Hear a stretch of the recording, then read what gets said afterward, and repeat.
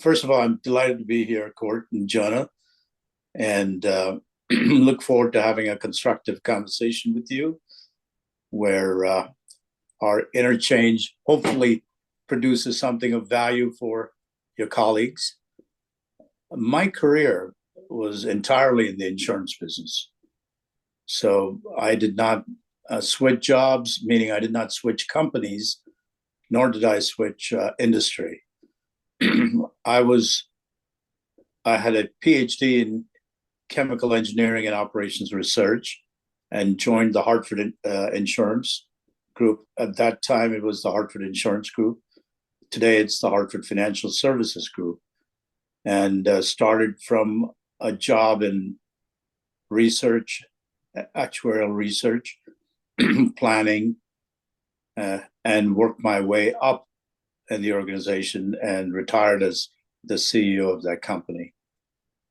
So I flipped around inside the company and did a whole variety of jobs. Most of it was in running businesses and operations, and understanding both domestic and international operations, understanding how to really make an operation function. All right, we'll circle back to your career in a second here, but could you give us a brief background of what your life was like growing up and kind of your background? Yeah, I grew up in India. I was I came to the U.S.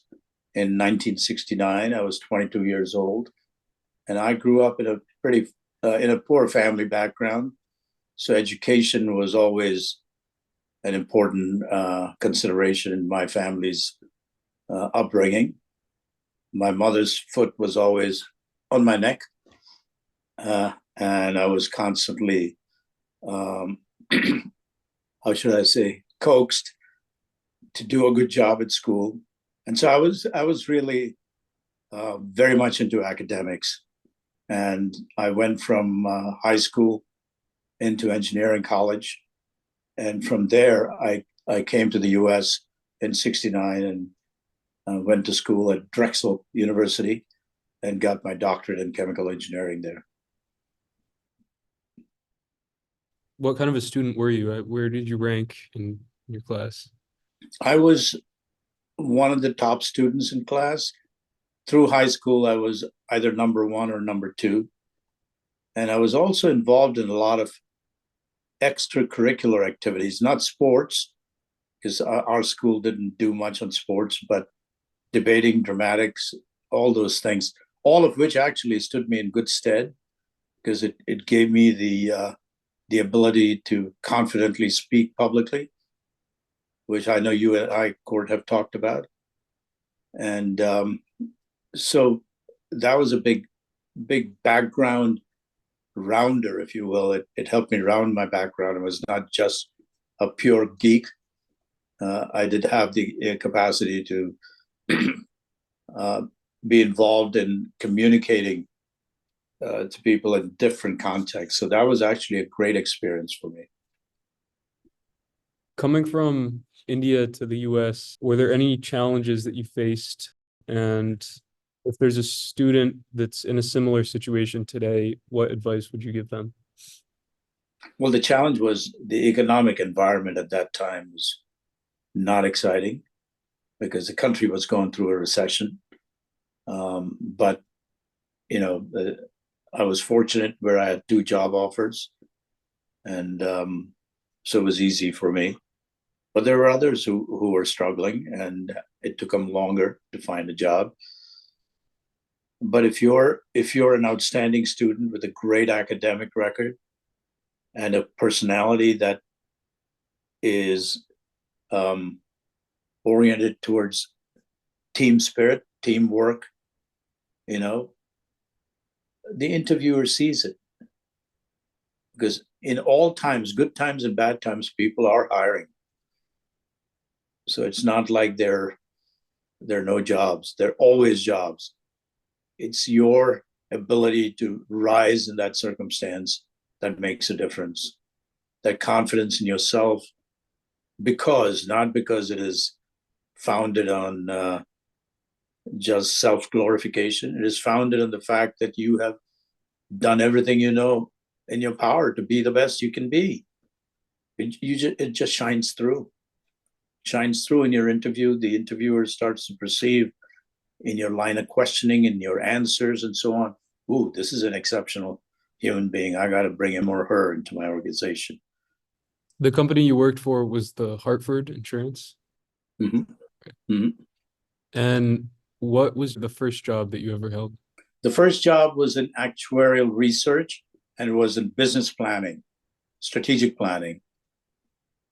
So we had to build models of the enterprise, multi-year models of revenues and costs. And it was in 1973.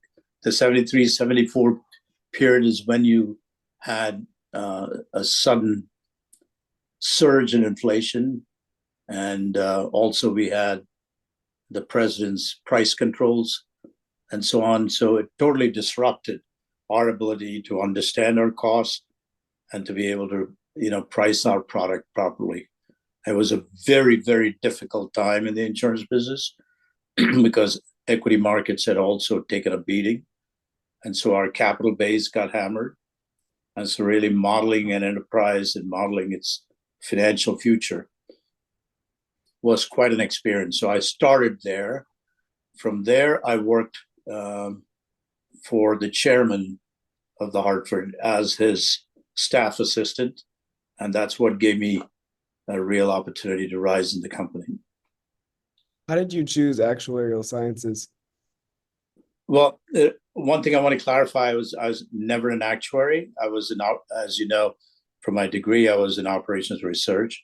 So financial modeling and trying to construct the financial model of an enterprise in this industry was always fascinating to me. And a second question would be, why would you switch from chemical engineering to insurance, which I've been asked many times? And this idea of modeling a financial enterprise, idea of understanding the business top down was something always excited me. And I loved it, loved the idea, and I loved the job. In the insurance business, very often, you price your product and you get a customer, but your costs of doing business don't manifest for a very long time. Because, especially in liability insurance, very often there's litigation involved, and even the manifestation of those claims take forever. And so, for instance, in medical malpractice insurance, you could have delivery related challenges that don't manifest till the child is 20 years of age. And then suddenly you have defects or injuries manifest themselves. And so the customer can actually file a claim 20 years later. So it takes that long for the cost to manifest. So it's a fun business. Requires a lot of math and requires a lot of modeling. And it's a fun business. Are there any classes you took while you were in school, either in college or high school, that you found really interesting or that really shaped your perspective on something? I would say I continue to be a student. And I think life is all about lifelong learning. I really believe in it. And so that's something to keep in mind, because learning occurs in many, many different ways and many, many different platforms. In school, I was obsessed with mathematics. I was very, very good in mathematics, all aspects of it. Arithmetic, algebra, geometry, all those things. And I had teachers who would spend a lot of time just constantly giving me problem solving type experiences. So even during the weekends, I would be given a whole bunch of problems to solve, to the point where by the time I graduated from high school, if I was shown a problem, I could see the solution before I even picked up the pencil. And so, and this goes to something you've probably heard and seen. Even with basketball, you've heard as soon as you practice, the whole play becomes such second nature to you. And that's true for musicians, that's true for artists. It's the idea of drilling, practicing. And that's what I learned in math. I learned that you don't become good at anything without a lot of dedicated hours. And so whatever draws you in, spending a lot of dedicated hours gives you a great opportunity to, flourish in that field. And you mentioned lifelong learning. How did you continue to learn even outside of college? Once I started to work, I would read a lot. And so reading was one approach to learning. And, very often in academics, you're not taught about relationships. You're not taught about conflicts. You're not taught about how to motivate a group of people. All those things come about from reading, from life experiences. And that's something that I spent a lot of time doing. The second thing is I always had advisors, consultants, people who helped me think through problems in a strategic way, and that helped improve my performance and my capacity to lead. And the third thing is just, hard knocks, being there, working, finding yourself being ineffective, and then learning from it. How can I do better? And are there any books that you've read in the past that you think really shaped who you are today, or shaped an aspect of your career that you succeeded in, or anything like that? There's a whole ton of books. A lot of them are around leadership. So it's about strategy, it's about visioning, it's about leading people. It's about how you create stretch goals and try to keep performing to achieve those goals. The art of continuously improving your performance. All those are things that there are tons of books. I don't know if I would recommend specific books. I'd need to think about that, but there's a whole bunch of books. They're all behind me. You can see them. I'm just gonna backtrack a little bit. So it seems like you had a passion for math pretty early on, and you knew that. Yes. So, for students who don't necessarily know exactly what they want to go into, what advice do you have for them to find what they're passionate about? Well, one is you always find that you have an interest or a little better edge, a little more expertise in some aspect of your life. And that's, nature has given you that gift, and trying to manifest that gift. Like, I know Cord a little bit, and he's always figuring out how to set up a business. Whether he was out fishing for lobster, there's always an inclination that you have, a tendency that you have, an attraction that you feel. Those are all hidden ways in which your own nature is revealing to you the gifts you've been given. And as you become aware of it, you look for ways in which you apply those gifts, and look for ways in which those gifts correspond to the curriculum you've been given. So take yourself, for instance. Did you get into accounting because your family asked you to? Or there's something about how businesses are organized and how they construct their finances? Is that what drew you? What drew you to accounting? For me, it was numbers. You just answered your question.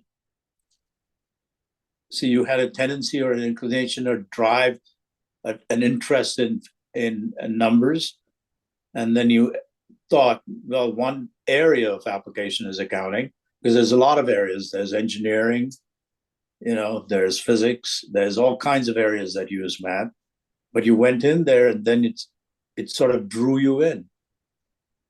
That's life. Because your tendency, your inherent abilities match up with what's available out there, and you sort of get drawn into that, and then you explore it. And so what if you go in and you suddenly discover that this isn't for me? No big deal. Change. You have a whole life to live. So you change. You reapply, try to figure out something else that draws you in. But you will discover your own innate talent, your innate fascination with different areas of life. And in there is an opportunity to maximize your self-expression. That's where you're going, is how do I maximize my self-expression? When you maximize that, you create, real flourishing. What advice would you give to someone that maybe knows exactly what they're passionate about, but is worried about pursuing a career in it, such as like maybe they love to draw, but don't know about pursuing a career as an artist? Well, that's a very good question. Because sometimes, the basic truth of life is you got to survive. You got to be able to fill in your basic needs, provide for yourself and your family, but yet you have this passion for drawing or painting. One thing about life is you can never suppress that. You suppress it as you get older. You always have this feeling of woulda, coulda, shoulda. So if you're anxious about not being able to make a living pursuing that particular area, you have two choices, right? You have one choice is to say, I'm going to persist because I'm going to excel in it. I'm going to do my best and I'm going to excel. Or you have another way to think about it, which is I'm going to make that a hobby of mine till I'm able to test that I really have something to offer the world that is going to light up the world. Then in that circumstance, you also find a way to make a living. And nobody has only one interest. We all have multiple interests. So find one which will give you a career while you continue to pursue that interest. And if at someday you realize this is it, painting is my interest, you then go in that direction. So there's so many, life is so, what should I say, it has so many ways in which you can manifest what is great about you. But that's what life is, manifesting what is great about you. You came into this world with gifts, and you're going to express those gifts. Thank you. What are some gifts or some passions that you have that we haven't discussed yet? I know we've discussed engineering, math, and finances. Is there anything else that you like to pursue on your own time? Well, I am now, which is public service. Growing up poor, I realized that there are a lot of children who come up in poor families but have the capacity to be great. So developing poor youth, finding ways in which you can actually contribute to society is something I care deeply about. So since I retired, I've been on the boards of hospitals, community foundations, education reform groups, all those areas of public life where you can make a difference in society by being a serious player in all those areas. So I was chairman of Hartford Healthcare. Now I'm on the board of Cape Cod Healthcare. I'm on the board of Cape Cod Foundation, all of which are ways in which you're seeking to improve the lives of people in your community. A great healthcare organization makes a huge difference. A great community foundation makes a huge difference. We have the opportunity to shape our society around us by improving the environment, improving the life of poor people, improving the life of homeless people. There's a lot of ways in which you can do good. And that's always been another passion of mine, and I'm very involved in that. That's just another example. And you mentioned a few minutes ago about having advisors when you started off in your career. Would you be able to speak a little bit about who those were and maybe the role that mentorship or advising played in your career? This is a very good question. There's always people in your life who are actually giving you good advice or giving you advice. And what you have to do is tune your listening. And an advisor of mine mentioned this to me, taught me this, said, look for the support in every conversation. Whenever you're talking to people, they're always saying things that kind of hit you, ping you, and some of it you think is totally crazy and you ignore. But there's always elements of conversations you're involved in, and your mind kind of goes, that's interesting. Maybe I should pursue that. Or that's interesting. Maybe I'm looking at life this way, whereas he or she is suggesting I look at it the other way. So there's advice, first of all, in the environment that you are always encountering. If you create that kind of mindset, you could benefit deeply, because now you start to appreciate the different myriad ways in which you can approach a situation or approach life. But I also had formal advisors. I had investment bankers. I had leadership coaches. I had consultants. So there's quite an array of choices you have as an executive, to find people who have experiences, who have training and so on, that can actually extend your capacity to be a good leader. But in your world, you always have people. That is the key, is discovering those people and listening to see if there are things in the conversation that make sense. How would you advise someone, a young student who doesn't exactly know how to seek out an advisor and doesn't know who they should be listening to versus who they should not listen to? Well, that's a good question. First is start with your own faculty. Although in colleges these days, it's tough to get on your professor's calendar very often, but there may be your faculty who are good advisors. They usually are, they take interest in good students and want to help them. Then there is your family and your friends and your neighbors, people known to your family. Those are all people. It's your questioning mind and listening mind that immediately evokes the advising tendency in the adult or in the other person. It's how you approach life. Those who are, automatically curious, intensely curious, and want to know about how they can be better or do better, the world automatically creates. There's not a lot of woo-woo. It's the world automatically creates that kind of circumstance where you're able to benefit from that. Have you guys observed that in your lives? I have, definitely. Same here. Yeah. That's the magic. That's magic. Switching gears here a little bit, could you explain you mentioned it at the beginning, but your progression at the Hartford and maybe how you were able to advance, what led to that? I had a boss who told me something that I always took to heart, which is, you're always competing for your present job. One thing about today's college grads I've heard is they want to get to the top real fast, and therefore they get impatient in their present job.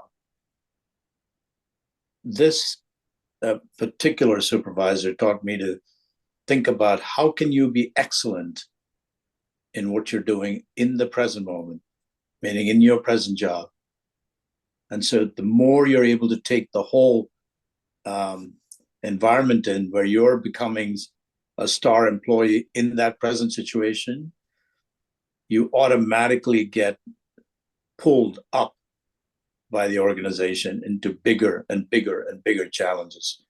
And so that was a secret I learned very early on in life. You know, competing for being the best in the circumstance that you're in automatically causes the world to draw you out and to lift you up. So excellence in your approach to the job, excellence in your contribution, excellence in the intensity of your dedication to doing great, all those things are observed by people. And so that was how I applied myself, and constantly got pulled up into greater and greater challenges as I rose up in the organization. So I would offer that as a key. Now there may be circumstances where that doesn't work, meaning that the job really stinks, or the environment stinks, or the supervisor is, intolerably oppressive. In that circumstance, you just change. Life is rich. There's a lot of opportunities out there. Don't allow yourself to suffer. Suffering is not something you do. You inflict upon yourself. If it gets to be oppressive, find a situation where it is not.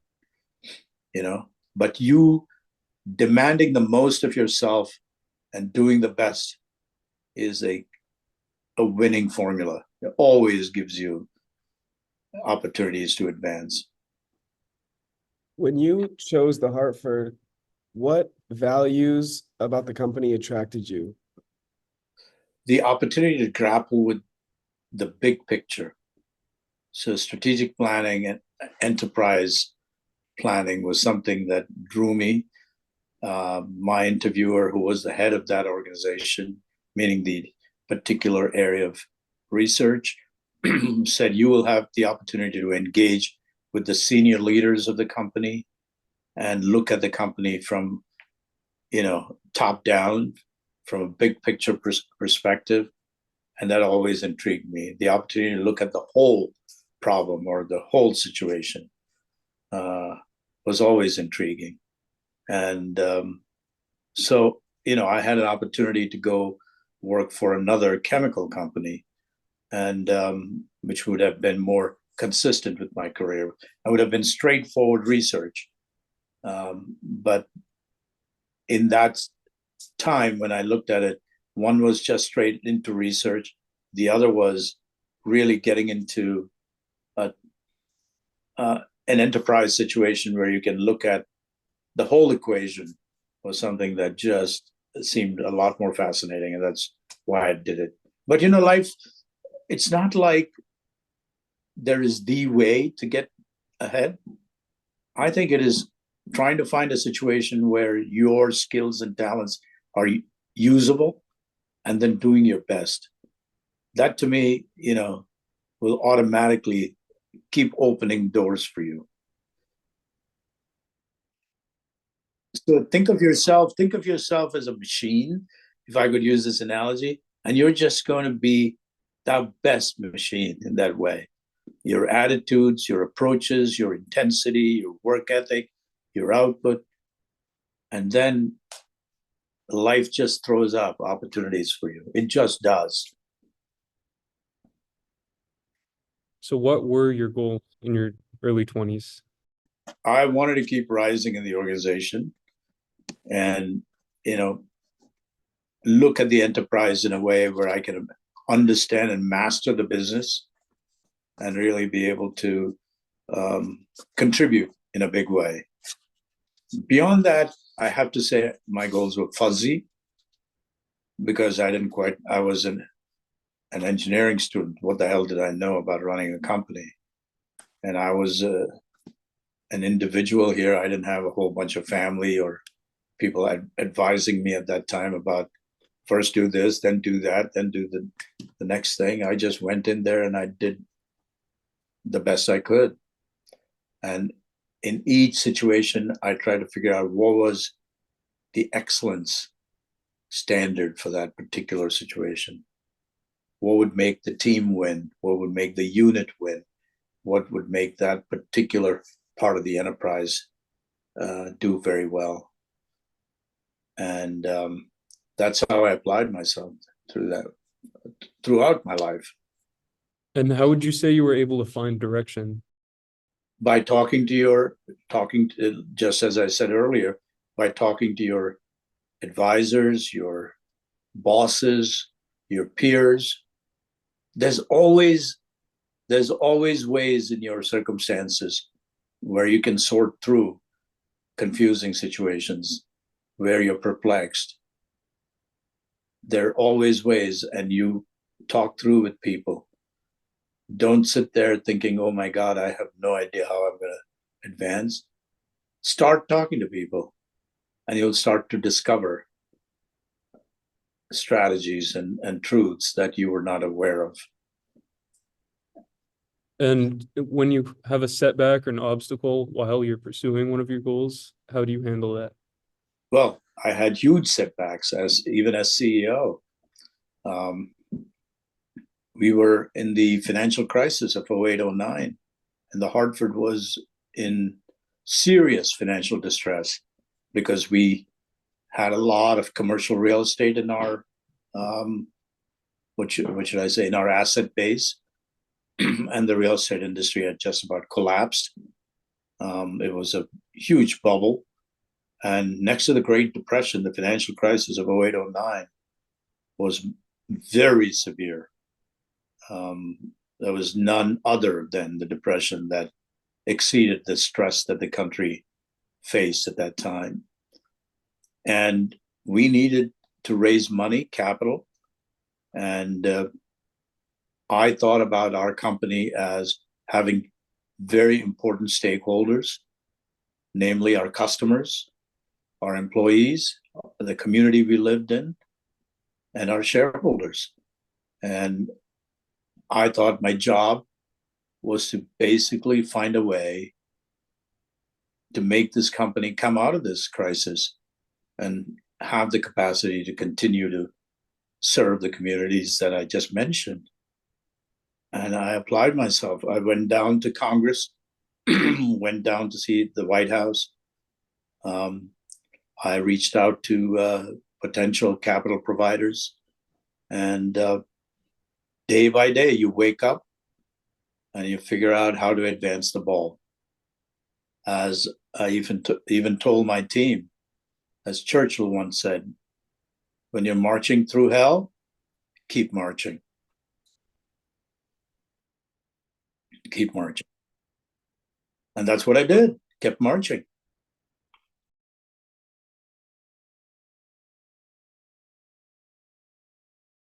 So, when you start by saying, I want to get rich, and that's my goal in life, I don't know if that orders your priorities correctly.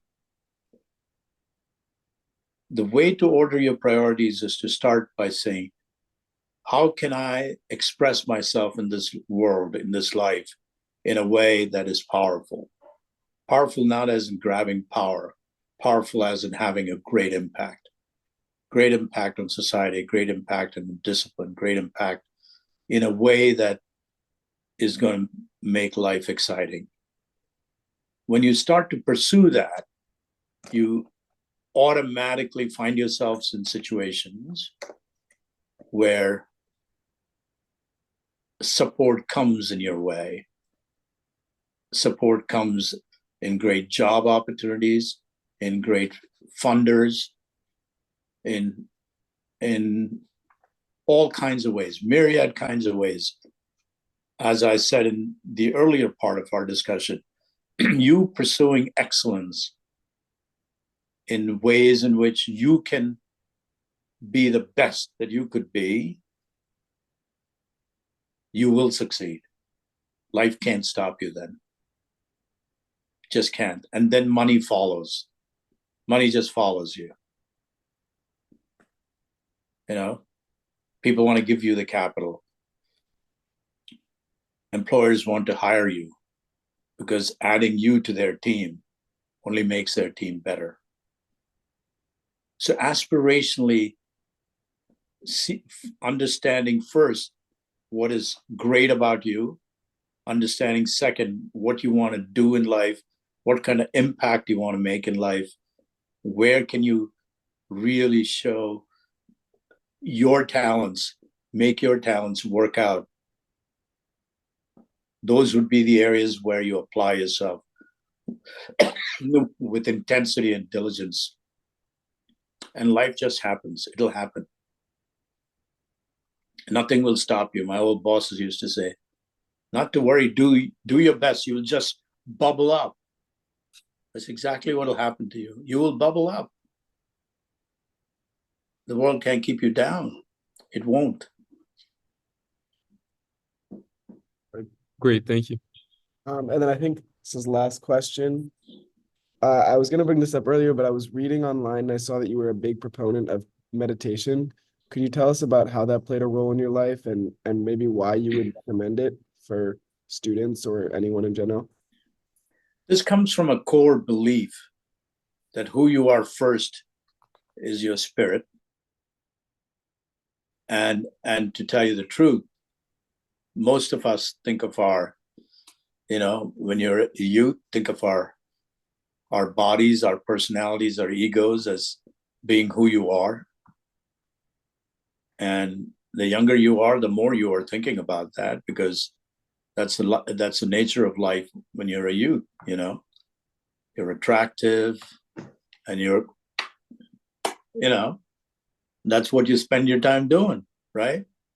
But in reality, who you are is a spirit manifesting in this body. And that's a realization that I had in my college life. And I sought to learn about meditation, learn about how it is that you can enhance this unity between spirit, personality, and body. And meditation is what helps you do that. And in moments of stress, aligning with that core aspect of your nature gives you an opportunity to come through those circumstances with relative equanimity. It's a powerful tool that everybody should have in their arsenal. Everybody. Because life will always create difficult circumstances. It's just very few people skate through life. Some do, but most of us have setbacks, have challenges, and meditation is what creates that anchor where you can't get overwhelmed by the waves. And that is my thought about meditation. Everybody should have that spiritual aspect as a grounding as they go compete and apply themselves to the world. Thank you. Looking back on your career from the 1,000-foot view, do you have any regrets? Well, we all have regrets. That's the nature of life. The older you get, the more you accumulate regrets. There's always woulda, coulda, shoulda in life. And it's all about how you led the organization, how you dealt with conflicts, how you dealt with challenging circumstances, how you thought about strategy. And you can always, you spend some time in retired life rewriting that script. If only I had. But in life, the more time you spend looking forward as opposed to looking back, the more your energy is positive. The more time you spend looking back and wishing it was this way or that way, the more you will keep getting ground to dust by your regrets, weighed down. And so while I have regrets, I don't let my regrets dominate my thinking. I do have regrets, yes, in all those ways.